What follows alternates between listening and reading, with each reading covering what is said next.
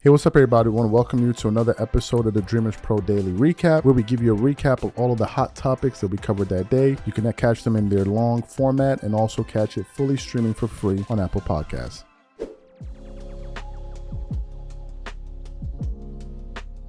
Let me get into this topic here. As you guys know, we are in a full-blown war right now between players of the past, players today, and people in the independent space. People are talking about they're done with the 90s, and now all of a sudden people are done with the 2020s. All of this stuff is going on. And of course, what preceded that was the comments that Kevin Garnett made about LeBron James when he said LeBron is on that new juice, he on that Balco. And by the way, it is fair to point out that that Kevin Garnett has alluded to this on more than one occasion. So that wasn't the first time that we heard Kevin Garnett react to that. Say that. So Kevin Garnett went out there. He said that all of us started producing shows. Everybody's producing shows, going back and forth with each other. It's kind of spilt over a little bit in terms of the 90s talk and all that, spilt over to mainstream with Chris Broussard and Rob Parker and these guys talking about it. But everyone was talking about the Balco thing, even Jason Whitlock and others. So what happened? This morning, I was actually just going through the internet, and I saw a video that was recommended to me from Whitlock's channel, and it says, Gilbert Arenas escalates the Michael Jordan LeBron James feud with steroid allegations. And I'm like, let me click on this show to watch the video and see what's being said here. So as I'm listening to it, they say, you know what? We want to play exactly what Gilbert Arenas said to, so people could hear it. And as a matter of fact, that's what we want to do. What we want to do is play exactly what Gilbert Arenas said on Gil's Arena about Michael Jordan and these allegations about steroids, or really questioning whether or not MJ was on something, before we really get into the meat and potatoes of this show. So what we want to do is play exactly what Gilbert Arenas had to say here, and then we're going to come back and really unpack this thing. Take a listen to what Gilbert Arenas had to say here. If you just want to go there, you know what I mean? There was a lot of players playing 82 games, period. What did Michael Jordan play at 40 years old, averaging 20? No sleep. I know them knees are golfing, smoking, drinking, cigar smoking, drinking, gambling, and it looked like, and he played all 82 games. Michael Jordan sweating warm-up line. 82 games. Hey, he did play 82 games. He did play in 82 games. As a 40-year-old man averaging 20. Who gambled, Then you say you know why? Then you say you know why, though? Then you say you know why? I know why. I'm just asking you. If you want to throw out those scenarios, let's just go through history and just rip it all apart. You said you know why, though. Let's rip it all apart. So if you know why and I know why, we know why. I'm just wondering, every other sport got busted for, besides the NBA. Just you know why? Weird, right? I know why. We know why. I'm just saying, if everyone knows the NBA had a drug problem in the 80s, but nobody got caught for drugs in their system, don't that sound a little weird? You have it on record, players were gambling on games. They had drug problems, and they were shaving points in games. It is on record. FBI had to come in, but not one drug test proved it. I mean, come on now. Let's just leave it as it is and just watch the game like everybody else. Because if you want to dig, we can dig, and I can show you some pictures. I can show you some pictures of full head of hair. 3 months later, hairline gone. Buffered in a month. Out there. No. All I'm saying is, end of the season. No. End of the season like this. No. Whole front gone. No. 3 months later. So you heard what Gilbert Arenas had to say. Before I react to what he had to say, what is it? During the segment, after they played what he had to say, Steve Kim pushed back on Gilbert Arenas by saying, listen, these are two totally different situations. Can you pull up a story where Michael Jordan's ex-wife and all of this stuff were listed in an investigation involving biogenesis and all of that stuff involving Michael Jordan? No, you can't. So it's two totally different situations. Now let's react to what Gilbert Arenas had to say. This thing is getting pretty crazy. The reason it's getting pretty crazy is because people are beginning to draw the line in the sand. People are starting to pick sides, and people are not backing off of their positions. I see it a lot with ourselves. I see it a lot with various creators online. Some people are taking a hard line against we're done with the 90s and LeBron and the Balco and all of that stuff. And now this comes up. What are my thoughts about this coming up? The first question I have is, why wasn't this brought up before? Right? Why wasn't this brought up before? Why wasn't this mentioned before? In terms of Michael Jordan and his hairline and all of that stuff, on Whitlock's show, they alluded to the fact that some of that could be hereditary. If you look at his father, right? His father had the same receding hairline. And he was like, wait a minute, so you're saying that Jordan's father was on steroids? Is that what you're saying? That's the first aspect of it. Secondly, if you are saying, look at his receding hairline, then one could then point to LeBron and say, well, LeBron's hairline has been receding as well. Then you can take it a step further. When LeBron had this swollen stuff on his cheeks, this swollen part of his cheeks, what causes that? Some say is usage of some of these things. Dwayne Wade had a similar growth on his face. You could say, why does LeBron always have a beard? Is he trying to cover up something? There's so many things that you can say. But what has become abundantly clear to me is that these people that are saying, listen, Michael Jordan is not the GOAT, trying to promote LeBron over him, are reaching the level of desperation. Now, this has gone beyond sports now. This is like, okay, we need to take it a step further. And I see it in some of the commentary. People leave comments on our channel. They now try to personalize it, say one thing, say the other thing. I don't really care. I knew it was going to come to that.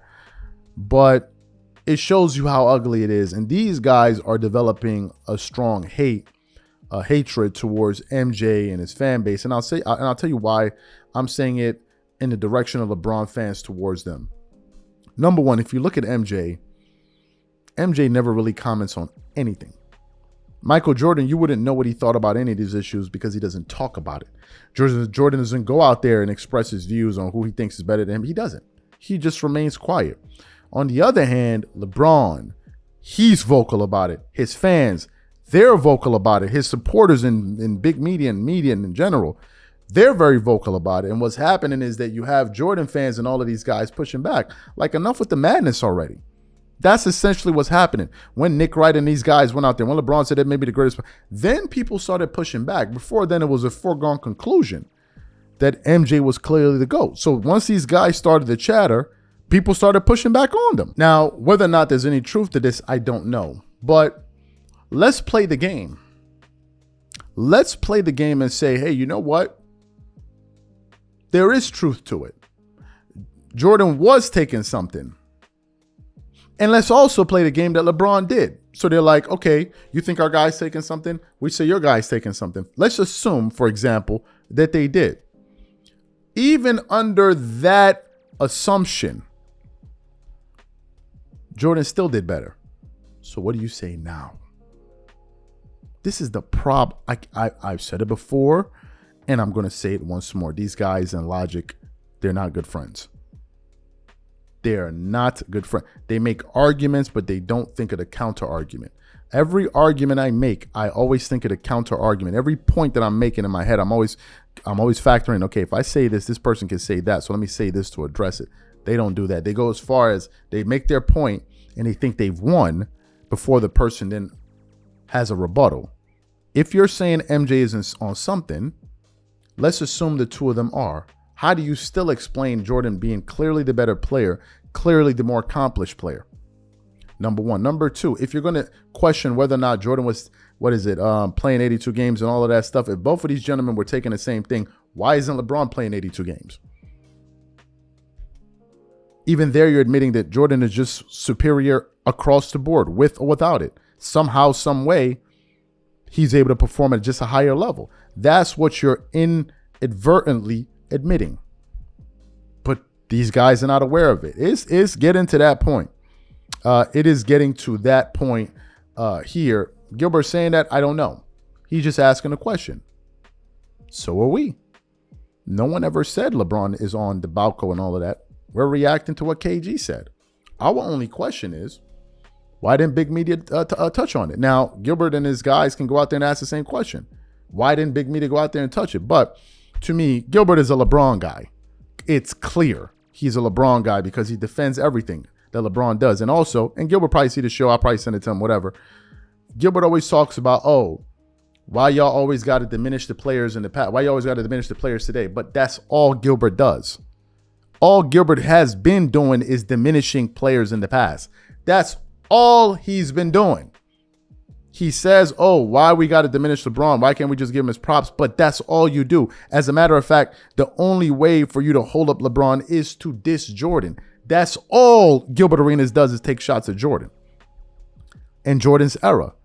That's all. But then says, why can't we just give LeBron his love and not hate on him? But that's all you do. All the time. So how can you ask people to give love and respect when all you do is take shots yourself? But this thing is going to heat up. It's going to get very interesting. And let's continue on with the sports conversation. I think it's going to be very interesting, and I'm here for all of it.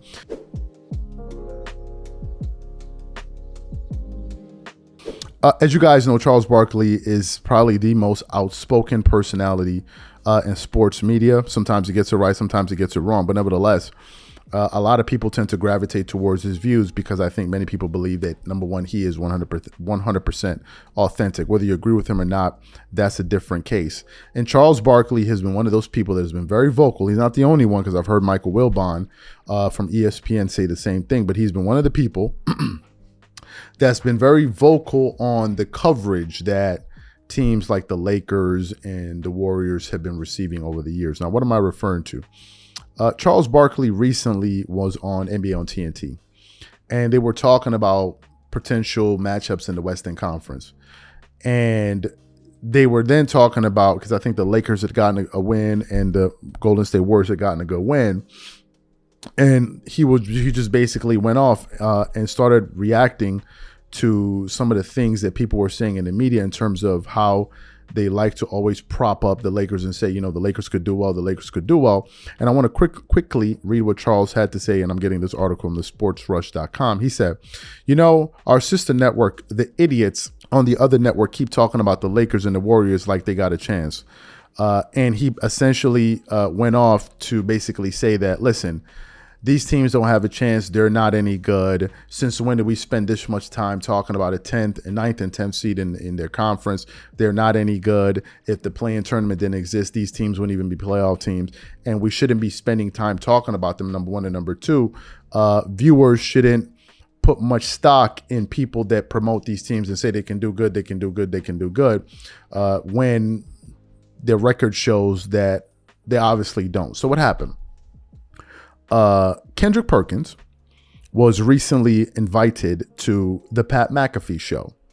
And he was invited on there, and he was asked to react to some of the comments that Charles Barkley made on NBA on TNT as it pertains to the coverage of the Lakers and the way people are out there promoting the Lakers and these teams as if they are a real threat. So when it came time for Kendrick Perkins to react to Charles Barkley, he went at him pretty strong. Like, Kendrick Perkins didn't pull any punches, and he basically told Charles Barkley that, listen, you don't know what the hell you're actually talking about. So for those of you who didn't hear what Kendrick Perkins had to say, we want to play exactly what he had to say for you now on the Pat McAfee show, and then we're going to come back and get into this thing. So take a listen to what Kendrick Perkins had to say here. I saw Charles Barkley say something hilarious. He said, the idiots at the other network, okay, I think he's talking about ESPN, keep talking like the Lakers and the Golden State Warriors have a chance. Shaq checked him immediately, was like, they have the play-in. And then Chuck, the play-in's not real, is what Charles Barkley said immediately. Now, Charles Barkley's one of the greatest speakers of all time. Anytime he talks, I will listen. The Miami Heat were in a play-in game, and then they make it to the final. So there is a chance to go from potentially on the bubble all the way in there. But what are your thoughts on all that? Are the Lakers and Golden State dead? Is this something that you and ESPN are just pushing because LeBron James does numbers on the SportsCenter Instagram account, Perk? Well, let me say this. Okay. First thing first, okay? Charles Barkley is not the sharpest knife in the drawer. Okay, that's number one. With his head. Everything that comes out of his mouth is not the gospel. Now, he's an all-time great. He has done a hell of a job in the media world, and I respect him like crazy. But here's the thing. we're going to talk about the Los Angeles Lakers and we're going to talk about the Golden State Warriors. You know why? Because they have LeBron James, who is arguably the greatest to ever touch the damn basketball, and you have Steph Curry, who is a generational talent and a top 10 all-timer, okay? And we have to appreciate them because when both of those guys are gone, what else are we going to talk about? We can't talk about them. So the fact of the matter is that they're both, 4 or 5 games above 500, so they're a really good basketball team. They just happen to be in the Western Conference. And the playoffs started right after the All-Star break in the Western Conference. So we're talking about these play-in games because it matters. Can you imagine this? Imagine a world this postseason without having Steph Curry or LeBron James in it. Like, we can't do that. Can't. Like, so we need one of them to make it. The world needs it. Need it, Chuck. I get what Charles is saying. Do I think they're going to make noise, either one of those teams in the postseason? Hell no. But at the end of the day, we have to appreciate who the hell is on that team. I agree. That's Steph and that's Braun. I agree completely. I understand exactly what you're saying. I also understand what he was saying in this entire thing because, like, whenever you're doing full day show all day, every day, like, LeBron's going to get talked about. Yeah, you know, and that's like just how it's always been. And Steph earned his way quickly into being a guy that's always going to be talked about. So you heard what Kendrick Perkins had to say in response to Charles Barkley. What are my thoughts on this interaction? I understand what Charles is saying more than I do what Kendrick Perkins is saying.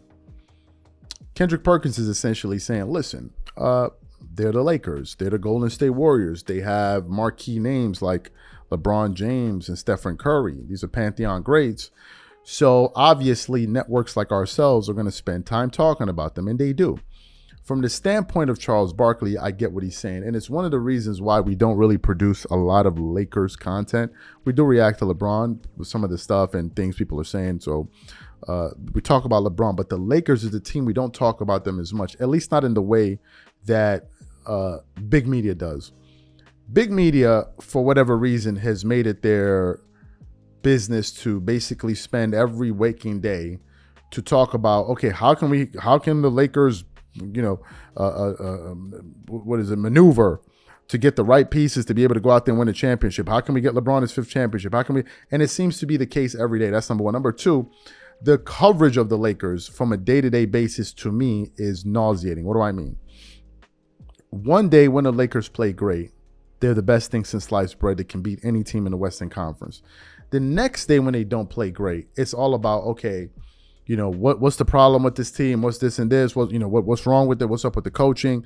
Or the low-hanging fruit, Anthony Davis. Anthony Davis needs to step up. Anthony Davis needs to do this. Anthony Davis is not doing that. Rui Hachimura needs to do this.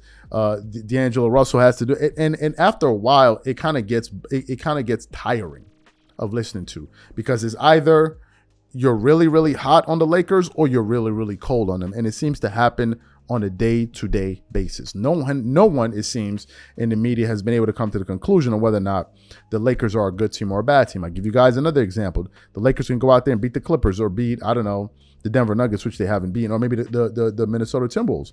And all of a sudden you see people like Shannon Sharp go on ESPN and say, oh, they can beat anybody in the NBA. They can beat this and they can beat anybody in the Western Conference. And I'm not afraid of them. Then the very next game they can go out there and lose to the Kings, Sacramento Kings.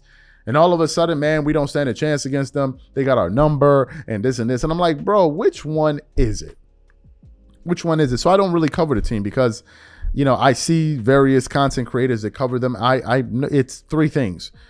Wow, the Lakers are going to be the best team in the NBA, or fire Darvin Ham, or Anthony Davis doesn't know what he needs, what he's doing. There's always 2 or 3, maybe 4 narratives with the team. In the case of Charles Barkley, he's like, why aren't we talking about any of the good teams? I just think it's par for the course. The Lakers have a very, very huge fan base. That's number one. The Golden State Warriors have a very, very huge fan base. That's number 2. You have players, marquee names like LeBron James and Stephen Curry, who are big draws. People want to hear about these guys. Now, some people were kind of speculating what the playoff ratings will look like the year the Lakers didn't make it into the playoffs. the year that the what is it, the Golden State Warriors won the championship, and they were like, what's going to happen? The Lakers, LeBron are not there, and we actually saw that the Warriors and these guys were pulling in good ratings. There were people actually watching, decent amount of people were watching, at least more than people expected. But Kendrick Perkins is going to say what he's going to say. Charles Barkley put out his statement. He called out some networks, and Kendrick Perkins is, as he said, putting an address on it, and he's addressing it back. So that's what he has to say. So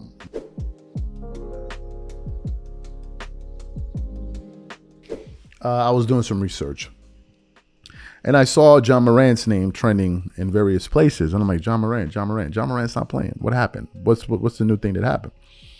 And then as I started searching, I made my way to Twitter. And on Twitter, you had The Rock, and he was at a live wrestling event, and he was singing this song, what it seemed like, or a poem, whatever the hell he was doing. And in the midst of what he was saying, towards the end, out of nowhere, it seems, The Rock decides to take a shot at the Memphis Grizzlies star Ja Morant, because of his recent issues that he's had with, bringing guns, or just basically being around guns or showing guns on social media, whatever it is. And after The Rock put out his comments, or he made the joke about Ja Morant actually took to Twitter to respond to The Rock like, what the hell is going on? What did I do to deserve this?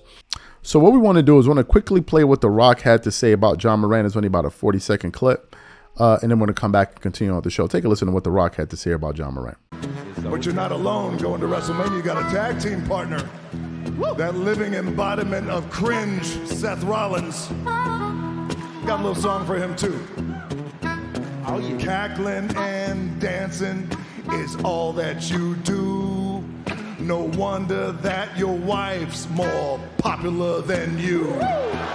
You're so damn desperate to make them all cheer, but The Rock is gonna take that title, disappear. You're simply an embarrassment, son. Just like Ja Morant when he's waving a gun. I love you, Ja. So you heard what The Rock had to say. So what happened then? Ja Morant, he goes on Twitter, and we actually want to put up the tweet for you. He goes on Twitter and he gets a meme or whatever of 50 Cent.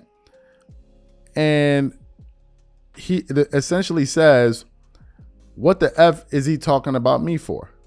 So what are my thoughts on this?